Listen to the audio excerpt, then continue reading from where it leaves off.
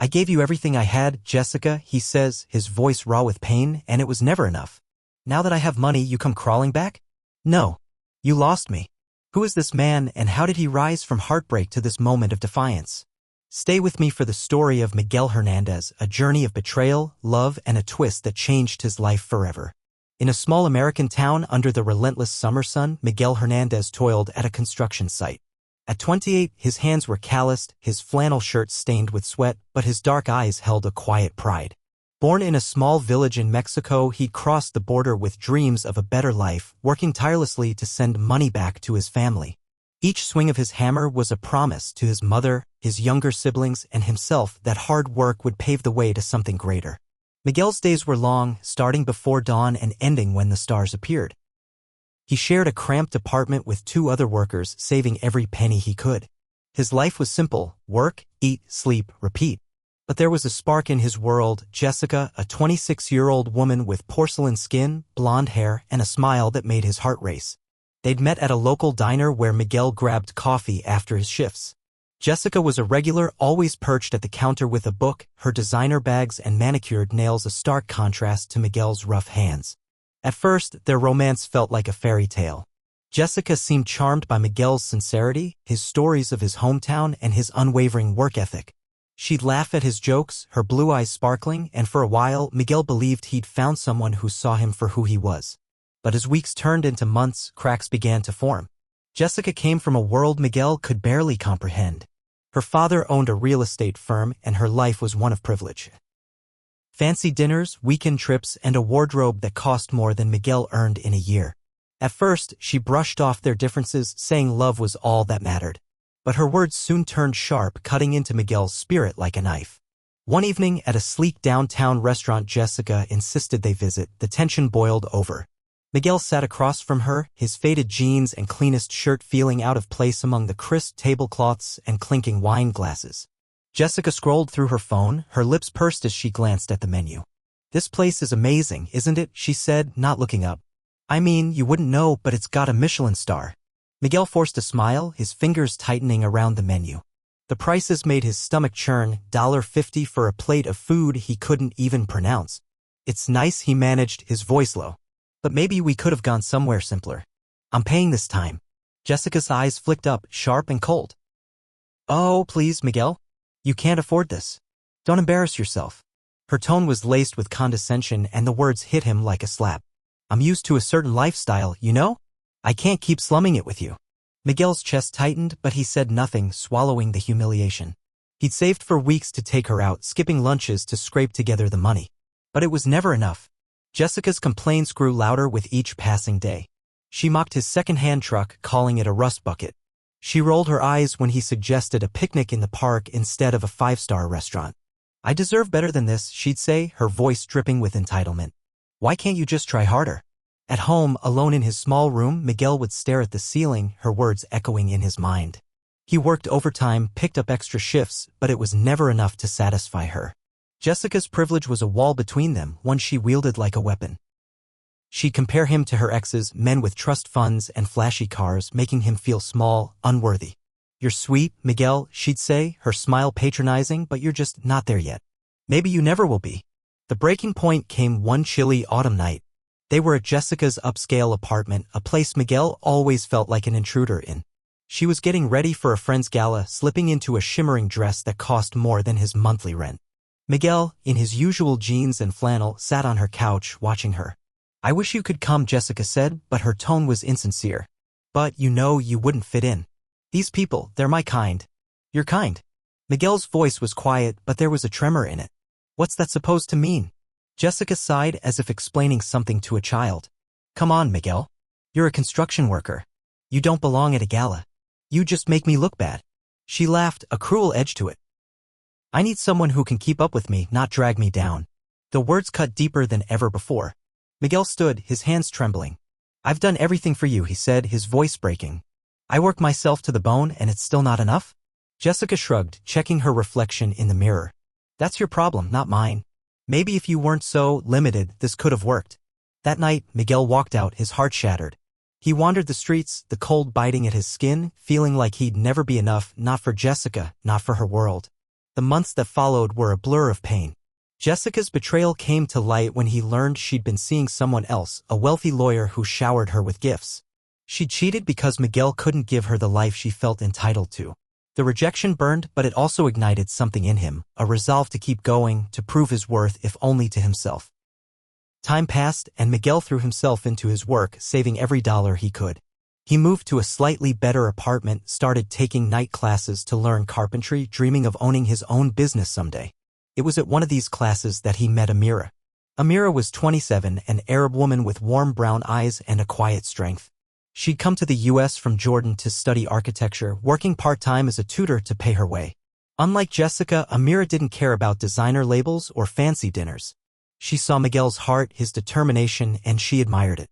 Their connection was slow but genuine, built on shared dreams and late-night conversations over coffee. Amira listened to Miguel's stories of his family, his struggles, and never once made him feel less than. She'd laugh at his shy attempts at Arabic phrases, correcting him gently, and he'd teach her Spanish in return, their voices mingling in a dance of cultures. Amira's kindness was a revelation to Miguel. When he came home exhausted from a long shift, she'd have a simple meal ready, hummus and pita, or sometimes tacos she'd learned to make just for him, her hands moving with care as she set the table in her small apartment.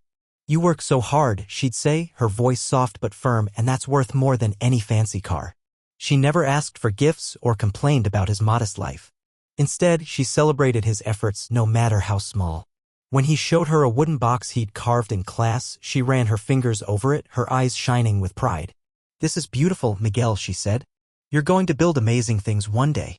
On weekends, they'd walk through the town's market, sharing stories of their childhoods, hers in Amman, filled with the scent of jasmine and the call to prayer, his in a Mexican village where the sunsets painted the hills gold. Amira never judged him for his worn clothes or the fact that he couldn't afford lavish dates. Instead, she'd pack a picnic of her mother's recipes, tabbouleh, stuffed grape leaves, and they'd sit by the river, talking for hours. When Miguel opened up about Jessica's cruelty, Amira listened without interruption, her hand resting on his. "She didn't deserve you," she said quietly. "You're not defined by what you have, but by who you are." Her words were a lifeline, pulling him out of the shadows of self-doubt. Amira's support extended to his dreams. When he spoke of starting his own carpentry business, she didn't laugh or dismiss it as Jessica had. Instead, she sketched designs for his future workshop, her architect's eye bringing his vision to life on paper. "This could be your space," she'd say, pointing to her drawings, her enthusiasm infectious. "A place where you create things that last." With Amira, Miguel felt valued, not for what he could provide, but for his heart, his grit, and his quiet determination. Her love was unconditional, a stark contrast to Jessica's demands, and it healed the wounds he'd carried for so long. Then came the twist that changed everything. One ordinary Tuesday, Miguel stopped at a gas station after a long day of work. On a whim, he bought a lottery ticket, something he rarely did. "Maybe it's a lucky day," he joked to himself, tucking the ticket into his wallet. That Friday evening, he was at Amira's apartment, the two of them curled up on her worn couch, watching an old comedy on her small TV. A bowl of popcorn sat between them, and Amira's laughter filled the room, her head resting lightly on his shoulder. It was a moment of simple contentment, the kind Miguel had come to cherish with her. His phone buzzed on the coffee table, a notification from the lottery app he'd forgotten he'd installed. He glanced at it, expecting nothing, but his heart stopped as he saw the numbers on the screen. He pulled the crumpled ticket from his wallet, his hands trembling as he compared the numbers. They matched. Every single one. $50 million. Miguel's breath caught, his vision blurring. "Amira," he whispered, his voice barely audible. "Look at this." She leaned over, her eyes scanning the ticket and then the screen. Her mouth fell open, and for a moment, they sat in stunned silence, the weight of the moment sinking in. Then Amira let out a gasp, her hands flying to her face. "Miguel, is this real?" she asked, her voice trembling with disbelief. I think so," he said, his heart pounding. He checked the numbers again, then a third time, his mind struggling to process the impossible. Amira grabbed his hands, her eyes wide with excitement, not for the money, but for him. "You did it," she said, her voice breaking with joy. "You won, Miguel." They burst into laughter, the kind that comes from shock and disbelief, tears streaming down their faces. Amira threw her arms around him, pulling him into a tight embrace, her warmth grounding him as the world spun. "This is your moment," she whispered against his shoulder. "You deserve this." There was no greed in her voice, no calculation, only genuine happiness for him. They stayed up late that night, not talking about lavish purchases or luxury, but about what the money could mean: security for his family, a chance to start his business, maybe even a trip to Jordan to meet Amira's parents. Amira's excitement was for his dreams, not her own gain, and it made the moment sweeter. They celebrated with nothing more than each other's company, a bottle of cheap soda, and dreams of a future they'd build together. Word of Miguel's win spread quickly. He bought a modest house, sent money to his family, and started planning his carpentry business. But the news reached someone else: Jessica. She showed up at his new home one evening, her smile as dazzling as ever, but it no longer held power over him. "Miguel," she purred, stepping closer, her eyes gleaming. "I heard about your win. I always knew you had potential. Maybe we made a mistake, you know? We could try again." Miguel looked at her, seeing the woman who'd torn him down, who'd made him feel worthless. He thought of the nights he'd spent doubting himself, of her cruel words and her betrayal. Then he thought of Amira, who'd loved him when he had nothing but his heart to offer. "No, Jessica," he said, his voice steady. "You had your chance. You chose to make me feel small because I didn't fit your world. I found someone who loves me for me, not for what I can buy her." Jessica's face twisted, her charm replaced by desperation. "You're making a mistake," she snapped. "You'll never find someone like me." "I don't want someone like you," Miguel replied, closing the door. He returned to Amira, who was waiting inside, her smile warm and genuine. They built a life together, one filled with love, laughter, and mutual respect. The money was a bonus, but it was Amira's heart that made Miguel feel truly rich. He'd faced the cruelty of a world that judged him by what he lacked, but in the end, he found the one thing that mattered: someone who saw his worth, not his wallet. And so, Miguel Hernandez, once a man broken by rejection, stood tall, his hand in Amira's, ready to face whatever came next. Together, they were unstoppable, proof that true love doesn't demand a price. It simply gives, endlessly and without condition.